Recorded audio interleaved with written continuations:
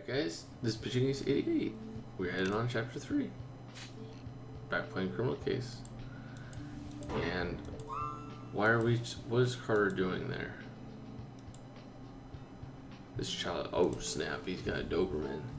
This child's my son. Call your dog off at once. I'll have you know, Secret AJs, that uninvited visitors are not welcome here. It's bad enough you're meddling in our affairs. I encourage you to finish your business and leave post haste. Just willing, I assure you, once we solve the murder of your son, we'll be out of your hair. Sorry I messed up, Mom. It's okay, honey. We'll talk about it later, but now go on home. I can't believe that man wanted to set a dog on my son. We need to wrap up this murder fast or I'll snap. Let's revisit the crime scene. If he'd done that to my son, I would have beat the crap out of that guy. Don't matter. He would get a fist in his face.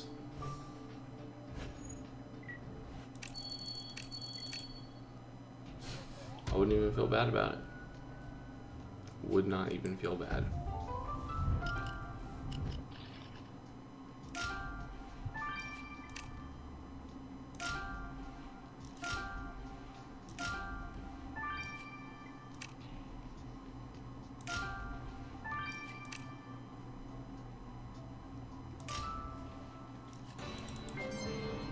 I wouldn't kill him. Send him to the hospital, maybe. I wouldn't kill him. Don't mess with my boys. Not gonna happen. Ace, you found a duffel bag, and the label says it belongs to Mason. Let's take a look through the bag and see what we can find. Here's what looks like a tapestry of the Bloom family tree. But Mason's crossed out and someone wrote, "You don't belong here." But we can't analyze the handwriting to figure out who wrote this message. And this looks like a torn photograph. Let's put it back together. I think even without Mr. Bloom's special brand of encouragement, we're trying to solve this case, Ace. Oh, what if the kid's like an illegitimate son?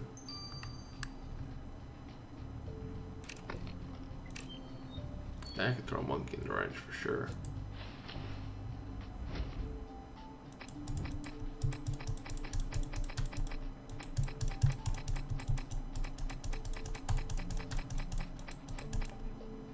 Oh snap. Ace, there's a pregnancy test in the victim's duffel bag. Looks like the test came out positive. This clearly wasn't Mason's pregnancy test. Let's get to the lab and figure out whose it is. Oh, we can pretty much guarantee that that's the maid for sure. For sure.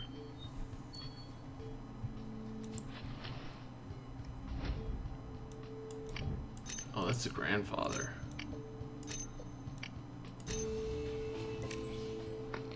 Hey, this is a photo of Mason's grandma. Oh, grandma. Walking up the stairs without a cane or anything, but she told us she couldn't leave the wheelchair.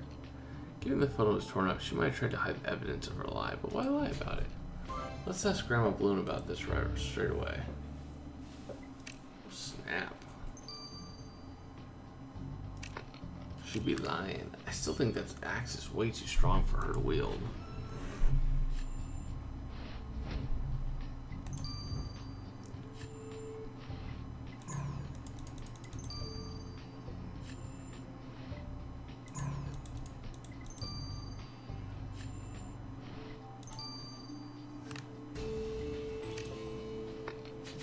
Writing on the Bloom family tree matches the handwriting of the groundskeeper Hagrid.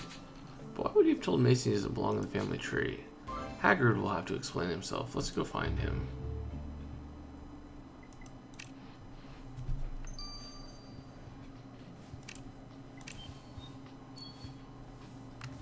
Miss Bloom, care to explain this photo we found?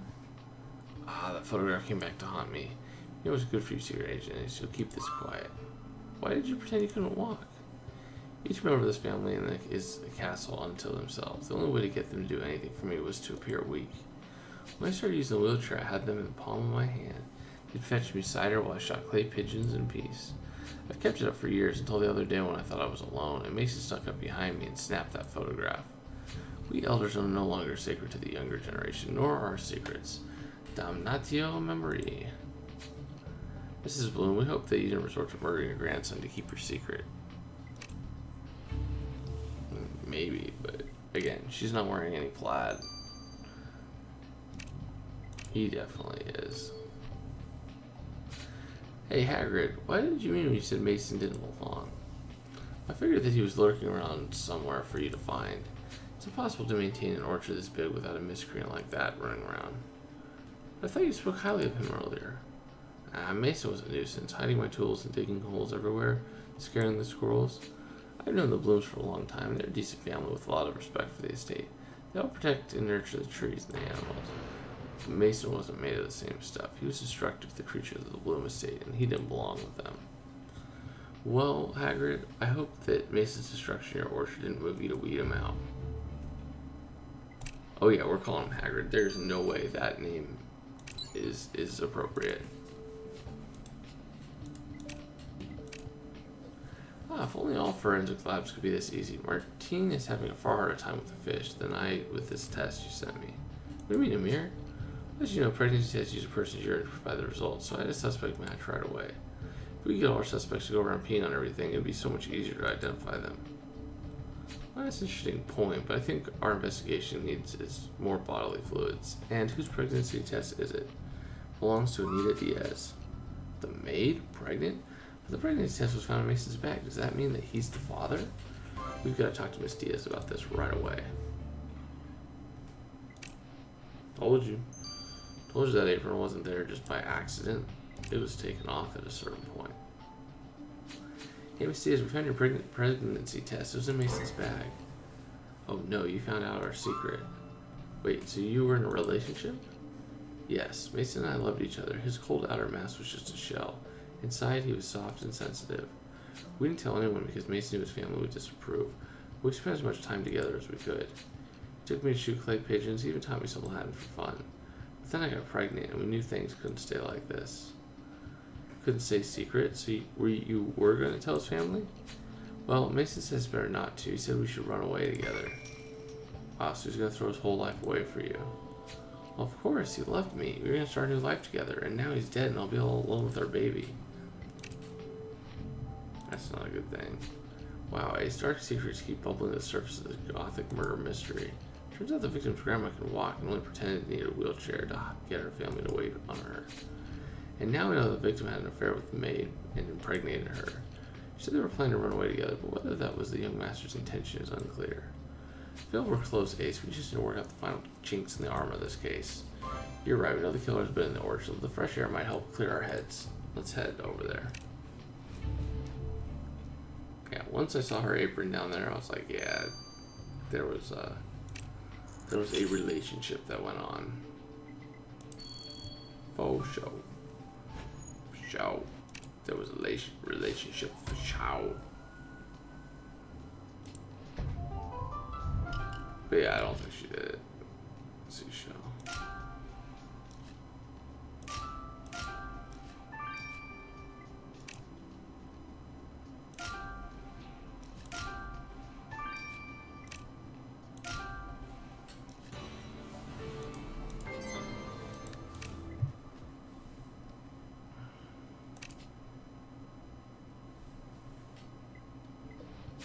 Ace's flask has blood on it. It smells so strong cider. The killer must have tried to hide it out here. Let's get elect to sample that blood for testing. And the title of the book is striking at close range. I'm definitely concerned for the person who has this in their library.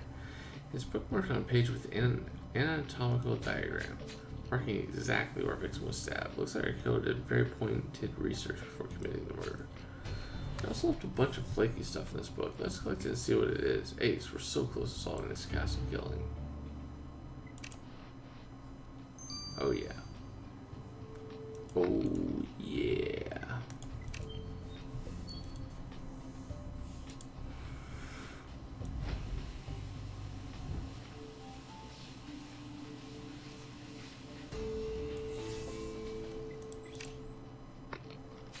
Excellent. Hopefully this flaky stuff you collect from the book will lead us to our killer. Let's send this to the lab.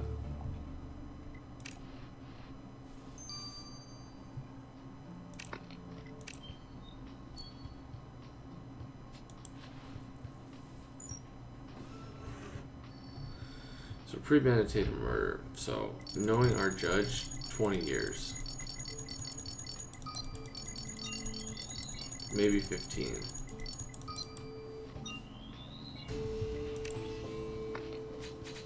Hey, great. This blood collected from the coach flask could reveal something integral to our case. Let's send it to Rupert for testing.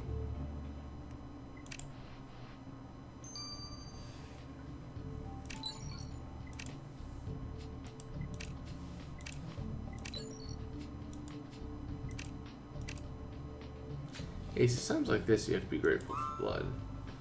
Or is that relevant to the case, or are you just in a delightfully morbid mood? Oh no, it's relevant. The blood itself came from your victim, which it doesn't help make it especially helpful attracting your killer. But blood is such a wonderful consistency. It's vicious and sticky and can absorb incriminating evidence for us to find. The blood had tiny bits of fiber trapped in it. Cleaning the blood from them revealed that they were dyed red even before they were soiled. Your victim wasn't wearing red when he was killed, so it's clear that your killer wears red. Interesting, Ace. It's only a matter of time before the killer's been red on their rights. Well, I was thinking they were plaid, so maybe that's a little different. Amir, what can you tell us about the sample Ace took from the killer's book? I know you found the book outside the orchard, and that made this a tricky sample to work with. Why does it matter that the book was outside? Well, the sample is definitely the killer's killing cells, but because the killer did their reading out in the sunny orchard, the sun's UV rays destroyed most of the DNA in those cells. It's only able to get a partial information from the DNA cells. So all I can tell you is that your killer is over 40 years old. Everybody helps Amir, so Ace, our killer is definitely old enough to know better. It's the dad. Is my guess right now. I don't think it's the grandma. Let's see. Oh snap, you're right, it's the grandma. Holy crap, I did not guess that.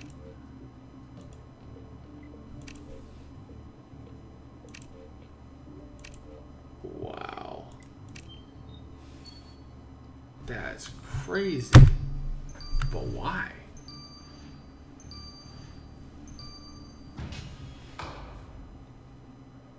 This is Bloom. You're under arrest for the murder of your own grandson. You believe I murdered my own progeny? What a vile accusation. You left clay pigeon dust on the suit of armor you got your weapon from. You'd be hard-pressed to find someone here who doesn't have that dust on their hands. Sport shooting is a Bloom family tradition. Speaking of hard-pressed, you also left traces of cider on the shaft of the halberd when you skewered Mason. Sure you don't think I go around skewering people with medieval weaponry? Well, Miss Bloom, we're pretty sure you did. Your skin cells were on the book from which you learned how to stab Mason. Curses on you and your family for discovering my designs. Yes, I killed Mason, but as far as I'm concerned, he ceased to be my grandson before I dispatched him. Are you so angry for him learning that you could walk? No, but it's thanks to my walking that I uncovered his crime. I knew he'd been hiding something, so I followed him without my squeaky wheels giving me away. Today, I caught Mason packing a valise, and he told me he was going to run away with the maid. So he really was planning on doing it. Oh yes, he said he got the victim pregnant and said it was love. He was going to leave his ancestral home and give her noble name to their child. Mason was going to set a flame to the legacy of all Blooms who came before him. A very extreme reaction to your grandson falling in love. The cleanliness of the bloodline must be preserved. If he insisted on throwing his family into the mud, he had to die. So I laid in ambush and I drew my weapon from the armor, sat waiting and listening in the shadow at the end of the hall. When I heard him alight from the top of the step, I gripped the pike staff and thrust my wheels forward as if spurring a steed. We collided at the precise moment he entered the hall. My momentum plunged a spike through his heart. Holy crap. Well, Mrs. Bloom, I'm speechless. What you just described is grotesquely medieval. There's no other word for it. The only thing medieval is the age of our traditions. I wasn't going to let that whelp destroy our family honor. I think we've heard enough, Miss Bloom. You're under arrest. Dude, I mean, it doesn't matter. She didn't die anyways in prison, but I hope she gets like 30 years. When Violet Bloom, you're charged with stabbing your grandson in the chest with a halberd. How do you plead? Williams plead with no one. If you wish to admit to the act, I acknowledge its ferocity. Mrs. Bloom, I'm dumbfounded by your bloodlust. Surely you realize that maintaining a family legacy comes from inclusion and nurturing of the family's members. All you've done is murder your grandson, leaving your great-grandchild fatherless. Mason clearly placed no importance on family, and as such, his bastard child will never gain admittance into the Bloom pedigree. Of course, 15 years like I guessed. Mrs. Bloom, those horrifying sentiments this court has sentenced you to 15 years in prison. Do what you will with me. I fulfilled my duty to the family. My work is done. Wow. They can be so prejudiced, but I really don't think the sentiments on family bloodline still existed. I'm relieved to be leaving this castle and getting away from these unpleasant people. Secret Engineers, the station told me I'd find you here. There are new developments with Dream Life, and we gotta talk. Yeah, Marconi. Love it. Let's go talk to Marconi. I'll see you guys in the additional investigation of pitching 88. Over and out.